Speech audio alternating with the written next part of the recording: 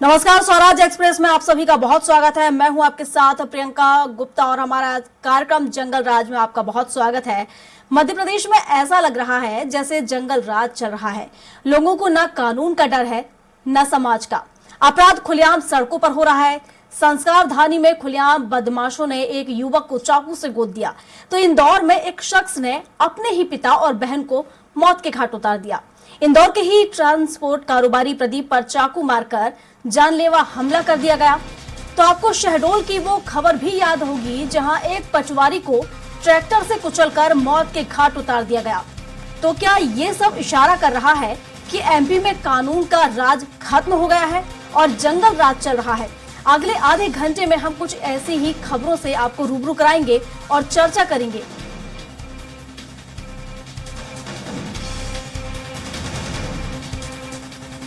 तो मध्य प्रदेश में जंगल राज चल रहा है और जैसे यहाँ पर देखें जंगल राज ऐसा चल रहा है, ऐसा लग रहा है कि मध्य प्रदेश में जो सरकार का कानून है कहीं ना कहीं खत्म हो चुका है। लोगों को अब कानून का डर नहीं है, न समाज का डर है। और अपराध देखा जाए तो खुलेआम सड़कों पर दिखाई दे रहा है, नजर आ रहा है, खुलेआम अपराध किए जा रहे हैं। संस्कार धानी में भी खुलेआम बदमाशों ने एक युवक को चाकू से गोद दिया। तो इंदौर में भी एक ऐसा ही मामला सामने आया जहां एक शख्स ने अपने ही पिता और बहन को मौत के घाट उतार दिया। इंदौर के ही ट्रांसपोर्ट कारोबारी प्रदीप पर चाकू मारकर जानलेवा हमला कर दिया गया। तो आपको शहडोल की वो खबर भी याद होगी जहां एक पटवारी को ट्रैक्टर से कुचलकर मौत के घाट उतार दिया गया। और इन सबको देखकर लग रहा है जिस तरीके से ये इशारे कर रहे हैं, तो क्या ये सब इशारा कर रहा है कि मध्य प्रदेश में कानून का जो राज है वो खत्म हो चुका है और यहाँ कानून राज खत्म होकर जंगल राज चल रहा है? हम आपको अगले आधे घंटे में कुछ ऐसी ही खबरों से रूबरू कराएंगे और बताएंगे कि किस तरीके से यहाँ पर खुलेआम जंगल राज चल रहा है। आपसी रंजिश में कत्ल की जा रही है, कई साजिशें रची जा रही हैं, खुलेआम बेखौफ होकर अपराधों को यहाँ पर किए जा रहे हैं।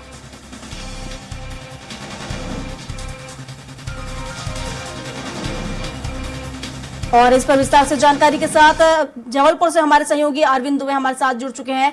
अरविंद, देखा जाए लगातार जिस तरीके से सरकार लाख दावे कर रही है और लाख माफियाओं पर, और या फिर जिस तरीके से जो घटनाएं बढ़ रही हैं, बदमाशों के जो हौसले बुलंद हो रहे हैं, इसको लेकर लाख दावे सरकार कर रही है, लेकिन जमीनी स्तर पर कुछ और ही नजर आ रहा है। ऐसी तस्वीरें कुछ जबलपुर की भी है। बिल्कुल, यदि हम जबलपुर में पिछले 1 माह के अंदर देखें तो लगातार अपराध बहुत ज्यादा बढ़ते हैं। कहने को तो यहाँ चुनाव आचार संहिता लगी है, सुरक्षा व्यवस्था बहुत तगड़ी की गई है, अलग से सुरक्षा बल अलग अलग क्षेत्रों में तैनात किए गए हैं, लेकिन कहीं पर भी हमें ऐसी कोई सुरक्षा व्यवस्था फौरी तौर पर नजर नहीं आती है। सुरक्षा व्यवस्था एक तरह से मजाक बनकर रह गई है। पुलिस अधिकारियों ने सिर्फ नाम के लिए ही ये तमाम चीजें रखी हैं। यदि सड़कों पर देखा जाए तो उनका कोई जोर नहीं है अपराध को रोकने में। खुलेआम चाकूबाजी हो रही है, फायरिंग हो रही है, बमबाजी हो रही है, तमाम चीजें हो रही हैं और हम और आप सब लोग इसकी लगातार कवरेज अपने दर्शकों तक पहुंचा रहे हैं। कुल मिलाकर ये कहा जा सकता है कि जबलपुर शहर में फिलहाल गुंडों का राज चल रहा है, तो ये कहने में कोई अतिशयोक्ति नहीं होगी। ठीक मतदान के दिन जिस दिन कहा जाता है कि सबसे ज्यादा सुरक्षा रखी जाती है, यदि मैं 17 नवंबर की बात करूं तो उस दिन, जबकि केंद्रीय सुरक्षा बल भी यहाँ पर तैनात था, 20 शहर में लगातार बमबाजी की घटनाएं वारदात होती रही। पुलिस के अधिकारी और मीडिया एक जगह से दूसरी जगह दौड़ते रहे, हमारे ऊपर भी लगातार पथराव होता रहा। ये तमाम चीजें तब हुई जब मतदान लगभग खत्म हो चुका था, शाम के 6 बज चुके थे, लेकिन सुरक्षा बल सड़कों पर तैनात थे, सारे वरिष्ठ अधिकारी सड़कों पर तैनात थे। उस वक्त लगातार बमबाजी हो रही थी, गोलीबारी हो रही थी, फायरिंग हो रही थी, पथराव हो रहे थे, पुलिस वालों के सर फोड़े जा रहे थे। ऐसे में क्या माना जाए, गुंडाराजी तो कहेंगे इसको। कल रात की भी घटना बताऊं, सिविक सेंटर सबसे प्राइम लोकेशन है जबलपुर का, वहां पर एक लड़का जो मुशाहिद नाम है, मोहम्मद मुशाहिद नाम है, उस लड़के का 20 वर्ष उम्र, अपने दोस्तों के साथ वहां पर चाय पीने के लिए आया था। क्योंकि सिविक सेंटर बाजार एक ऐसा बाजार है जहाँ पर खाने पीने की दुकानें रहती है, देर रात तक वो मार्केट गुलजार रहता है। पुलिस के 2 पॉइंट वहां पर रहते हैं लगातार, और वहां पर पुलिस की जो मोबाइल वाहन है वो गश्त करता रहता है। इसके बाद भी 6 लड़के मुशाहिद को रोकते हैं, उसका नाम पूछते हैं और उसके बाद 20 सड़क पर लगातार 20 से ज्यादा उसके ऊपर चाकू के वार करते हैं और जब तक मारते रहते हैं, जब तक कि पुलिस का सायरन उन्हें सुनाई नहीं दे जाता है। जैसे पुलिस का सायरन सुनाई देता है, वो लड़के बड़े इत्मीनान से वहां से भागते हुए नजर आते हैं। ये तमाम चीजें वीडियो में दर्ज हो गई, ये वीडियो सोशल मीडिया पर वायरल हुआ, पता लगा, और जाहिर सी बात है कि इस वीडियो के माध्यम से इस बात का पता लगा कि हत्या तो हुई दिन दहाड़े वहां पर, लेकिन जो पुलिस की सुरक्षा व्यवस्था के दावे हैं वो भी तार तार हो गए, झूठे साबित हुए। अभी तक पुलिस ने सिर्फ इतनी कार्रवाई की है कि उसमें से जो एक मुख्य आरोपी है सुजल सोनकर, उसे और उसके 2 साथियों को हिरासत में लिया है। अभी उसे गिरफ्तार नहीं किया है, जबकि 6 से ज्यादा साथी लगातार वहां उस लड़के के ऊपर चाकू चला रहे थे। इसके पहले भी लगातार चाकूबाजी की घटनाएं वहां पर जबलपुर में हुई हैं। कल रात में ही एक बुजुर्ग जो शराब की दुकान का कर्मचारी था, उसे उसके साथ मारपीट की गई थी। 70 वर्षीय बुजुर्ग रात में अपने घर वापस जा रहा था, 20 सड़क पर उसके साथ मारपीट की गई। पुलिस ने तो उसकी शिकायत भी दर्ज नहीं की। तो इस तरह से कहा जा सकता है कि सैकड़ों वारदातें रोज जयपुर में हो रही हैं और पूरे महाकौशल क्षेत्र में हो रही हैं। आपने शेड्यूल का जिक्र किया, शेड्यूल का जिक्र करना भी इसलिए जरूरी है क्योंकि जबलपुर संभाग से लगा हुआ ये दूसरा संभाग आ जाता है शेड्यूल का। अरविंद, हालांकि शेड्यूल से भी हमारे साथ जुड़े हुए हैं हमारे सहयोगी, तो उनसे ही जान लेते हैं। इरफान हमारे साथ जुड़े हुए हैं। इरफान, जिस तरीके से शहडोल की घटना को अगर हम देखें और जिस तरीके से यहाँ पर रेत माफियाओं का विरोध करना या ये कहें कि रेत खनन को रोकना एक पटवारी को इतना भारी पड़ा कि उसे अपनी जान ही देनी पड़ी, यानी सरकार जिस तरीके से लाख दावे कर रही है, मामा का बुलडोजर चल रहा है, लेकिन यहाँ पर आखिर क्यों नजर नहीं आता मामा का बुलडोजर? क्या मामा का बुलडोजर सिर्फ जो देखा जाए जिस तरीके से लोग हैं यहाँ पर, सिर्फ अगर जो संरक्षण प्राप्त लोग हैं, क्या उन लोगों के ऊपर ये मामा का बुलडोजर नहीं चलेगा?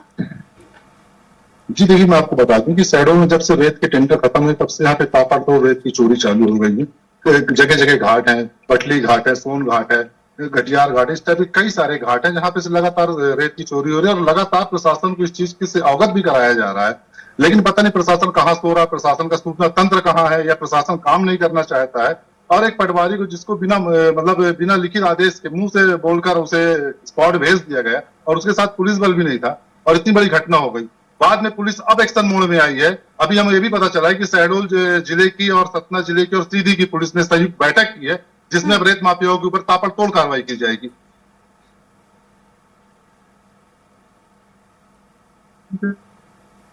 बिल्कुल,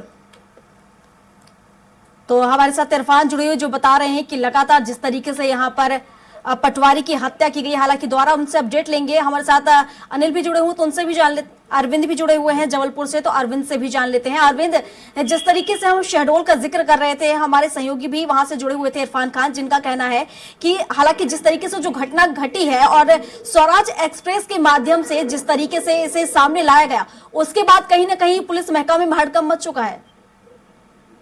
देखिए, पुलिस महकमे में हड़कंप अब मचा, लेकिन सवाल ये उठता है कि जब रेत खनन की अवैध उस खनन की जब बात सामने आई थी, पटवारी वहां पर जा रहे थे, नियम के अनुसार पटवारी हो, नायब तहसीलदार हो या तहसीलदार हो, जब ऐसे किसी रेड पर जाते हैं तो उन्हें पुलिस बल मुहैया कराया जाता है।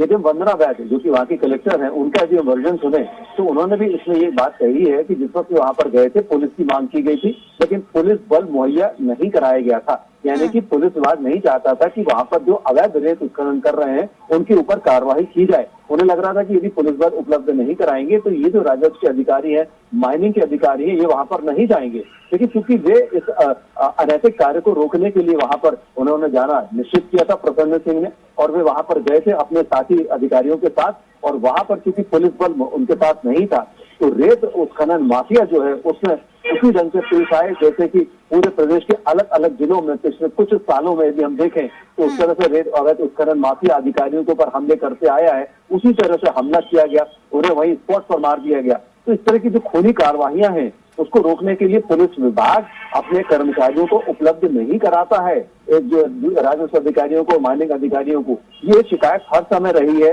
इन दोनों डिपार्टमेंट के अधिकारियों की कि पुलिस ऐसे अवैध कारोबार को रोकने के लिए उन्हें सहयोग नहीं करती है। तो जाहिर सी बात है कि ऐसे में कहीं ना कहीं शक की जो सुई है वो पुलिस विभाग के ऊपर आती है। उन तमाम जिलों के जो वरिष्ठ पुलिस अधिकारी होते हैं उनके ऊपर शक की सुई घूमती है। लेकिन दिक्कत ये है कि ऐसे मामलों के जो वरिष्ठ पुलिस अधिकारी वो तो साफ बच निकलते हैं, वो निचले क्रम के जो अपने कर्मचारी हैं उनके ऊपर सारा दोष भर देते हैं, कहीं निलंबित होते हैं तो कहीं उन्हें लाइन अटैच किया जाता है। इस तरह की तमाम सजाएं उन्हें देकर मामले को रफा दफा कर दिया जाता है। हमें नहीं भूलना चाहिए। ठीक है अरविंद, इंदौर से विकास सिंह सोलंकी भी हमारे साथ जुड़े हुए हैं, उनसे भी एक तस्वीर जान लेते हैं। हालांकि जिस तरीके से लगातार बेखौफ होकर धड़ल्ले से यहाँ पर देखा जाए रेत माफिया सक्रिय नजर आ रहे हैं, उनका व्यापार फरफूल रहा है और इसके साथ ही बेखौफ होकर जिस तरीके से घटनाओं को अंजाम दिया जा रहा है, साफ नजर आ रहा है कि सरकार का डर अब नहीं है।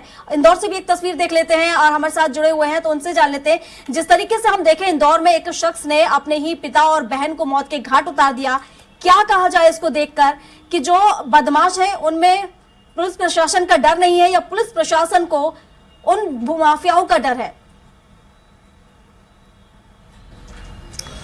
देखिए प्रियंका, निश्चित तौर पर अगर बात की जाए तो प्रदेश की आर्थिक राजधानी सहित अन्य जो बड़े शहरों में जो है पुलिस कमिश्नरी भोपाल में भी लागू की गई थी और इसमें पुलिस कमिश्नरी लागू करने का सबसे बड़ा जो था कि शहर में अपराध जो है उस पर रोकथाम की जाए। लेकिन अगर देखा जाए तो पुलिस कमिश्नरी लागू हो गई, आधी अधूरी पुलिस कमिश्नरी लागू होने के बाद जो है अपराधों के ग्राफ में लगातार बढ़ोतरी आई है। जैसा कि आपने बताया कि पिछले दिनों इंदौर के संयोगितागंज थाने क्षेत्र में एक सिरफिरे ने अपनी बहन और अपने पिता की जो है मौत के घाट उतार दिया था। कई दिनों तक पुलिस उसकी सर्चिंग करती रही, उसके बाद गोवा से उसे गिरफ्तार कर दिया गया था। तो कई तरह की इस तरह की घटनाएं लगातार सामने आ रही है। रोड चलते जो अगर चेन लूट की बात की जाए तो चेन लुटेरे जो है सक्रिय हो गए, वहीं अगर बात की जाए मारपीट, हंगामा, हफ्ता वसूली सहित कई तरह के अपराधों के अंदर ग्राफ के अंदर बढ़ोतरी आई है। अगर बात की जाए तो कल की एक घटना है राजेंद्र नगर थाने की, जहां पर एक व्यापारी इसलिए मारते हैं कि उसने उस पर शंका थी कि जीएसटी चोरी जो है उसकी खबर जो है उस व्यापारी ने दी थी। तो कहीं ना कहीं इस तरह की वारदातें लगातार सामने आ रही है। वहीं अगर बात की जाए तो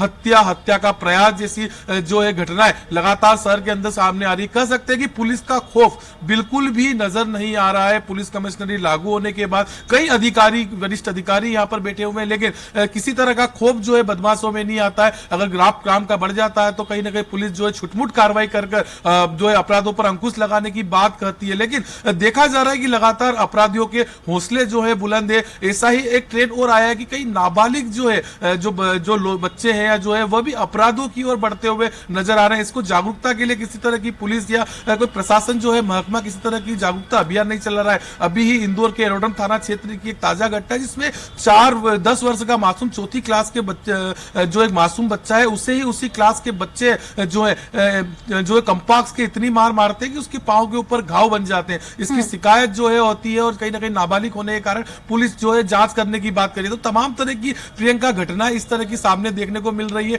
वहीं जो आदतन बदमाशी हैं वह भी लगातार सक्रिय नजर आ रहे हैं। चोरी की वारदात की बात की जाए तो प्रदेश की आर्थिक राजधानी इंदौर शहर में रोजाना अगर बात की जाए तो 10 से 15 चोरियां होना मामूली बात है। वहीं लूट की बात की जाए तो मॉर्निंग वॉक पे जा रही महिला या बुजुर्ग या किसी भी महिलाओं के साथ इस तरह की घटनाएं जो है चेन लूट किया, पर्स लूट किया, मोबाइल लूट की घटनाएं लगातार सामने आती है।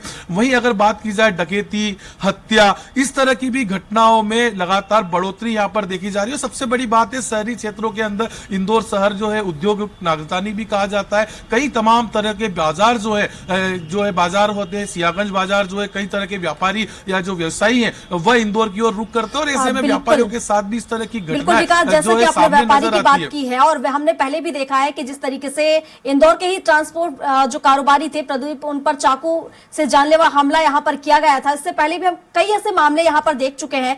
लगातार जो गुंडे बदमाश हैं घटनाओं को अंजाम दे रहे हैं, लेकिन हम यहां पर देखें तो जो प्रशासन है कहीं ना कहीं नाकाम साबित हुआ है। हालांकि एक उम्मीद थी जिस तरीके से पुलिस कमिश्नरी लागू हुआ था कि इन बदमाशों पर अंकुश लगाई जाएगी, लेकिन वो नजारा यहां देखने को तो नहीं मिल रहा है। फिलहाल शहडोल की एक तस्वीर देख लेते हैं, आपके पास लौटूंगी मैं। इरफान, जिस तरीके से शहडोल में हाल ही में जो घटना यहां पर घटी है, रेत माफियाओं के जो हौसले बुलंद होते जा रहे हैं, उनका जो कारोबार है लगातार फलता फूलता नजर आ रहा है, लेकिन इस पर अंकुश लगाने में कहीं ना कहीं जो प्रशासन है नाकाम साबित हो रहा है। देखिए, जो अंकुश लगाने वाले स्रोत है जो पुलिस प्रशासन है, अभी कल हमने स्वराज एक्सप्रेस से खबर चलाई थी, इसमें साफ तौर पर एक कथित नेता का ऑडियो वायरल हो रहा है जो साफ तौर पर कह रहा है कि 2000 रुपए पुलिस वाले को देना है, गाड़ी आप लेके आओ और पेमेंट हमारे पास कराओ, फोन पे करना है पेमेंट को। तो जब ये सब चीजें हो रही तो इसमें साफ जाहिर हो रहा है कि पुलिस और जो नेता है, प्रशासन, सब मिले हुए हैं और अगर ये न मिले होते तो इतनी बड़ी घटना नहीं घटती। बिल्कुल। लेकिन इन पर अंकुश लगाना तो बहुत जरूरी है, क्योंकि जिस तरीके से आज एक देखा जाए तो निर्दोष को अपनी जान गंवानी पड़ी है। हालांकि वो अपने कार्य का यहाँ पर अपना कार्य कर रहा था, लेकिन कहीं ना कहीं संरक्षण के चलते उस निर्दोष की जान चली गई। उसके परिवार का क्या हाल है ये जानने के लिए कोई सुध नहीं ले रहा। हालांकि इसका असर भी दिखाई दिया जिस तरीके से स्वराज एक्सप्रेस में इसे दिखाया, इसके बाद कार्रवाई भी इस पर की गई। क्या कुछ कार्रवाई हुई इस पर? जी मैं आपको बता दूं कि इसमें एक्शन मोड में अब शहडोल पुलिस आ गई है और 8 लोगों के ऊपर मामला कायम कर लिया, जिसमें से 3 को गिरफ्तार भी कर लिया गया है और जो 5 बचे हैं उन्हें सरगर्मी से उनकी तलाश की जा रही है और जैसे उनकी सूचना मिली उनके ऊपर भी ताबड़तोड़ उनके ऊपर भी कार्रवाई की जाएगी। ठीक है, हम जबलपुर से भी तस्वीर ले लेते हैं। हमारे साथ अरविंद जुड़े हुए हैं। अरविंद, जिस तरीके से हम लगातार अलग अलग जिलों की बात कर रहे हैं और अलग अलग जिलों का हम ग्राफ भी देखें तो लगातार अपराधों में कहीं ना कहीं ग्राफ बढ़ता ही जा रहा है। अगर हम जबलपुर की बात करें, पुलिस प्रशासन की बात करें, किस तरह की यहाँ पर व्यवस्थाएं, और क्योंकि जिस तरीके से यहाँ पर अपराध बढ़ रहे हैं व्यवस्थाएं तो नजर नहीं आ रही। बिल्कुल भी, और उसका सबसे बड़ा कारण ये भी है कि अधिकारी इस वक्त किसी भी बात को सुनने तो जिस तरीके से हमने देखा कि किस तरीके से लगातार बेधड़क गुंडे बदमाश लगातार बेखौफ होकर घटनाओं को अंजाम दे रहे हैं और कहीं ना कहीं इसका कारण भी अगर हम देखें तो कानून का जो राज है वो खत्म हो चुका है, जंगल राज देखने को मिल रहा है। फिलहाल आप तीनों का बहुत शुक्रिया हमारे साथ जुड़ने के लिए। तो आपने देखा हमारे खास कार्यक्रम जंगल राज में कि किस तरीके से कानून का राज खत्म हो चुका है और अब यहाँ पर बेखौफ होकर गुंडे बदमाश, धड़ल्ले से अगर देखा जाए रेत माफिया यहाँ पर सक्रिय है और गुंडे बदमाश लगातार घटनाओं को अंजाम दे रहे हैं। फिलहाल इसी के साथ स्वराज एक्सप्रेस में अभी के लिए बस इतना ही। अधिक जानकारी के लिए आप बने रहिए हमारे साथ और देखते रहिए स्वराज एक्सप्रेस। नमस्कार।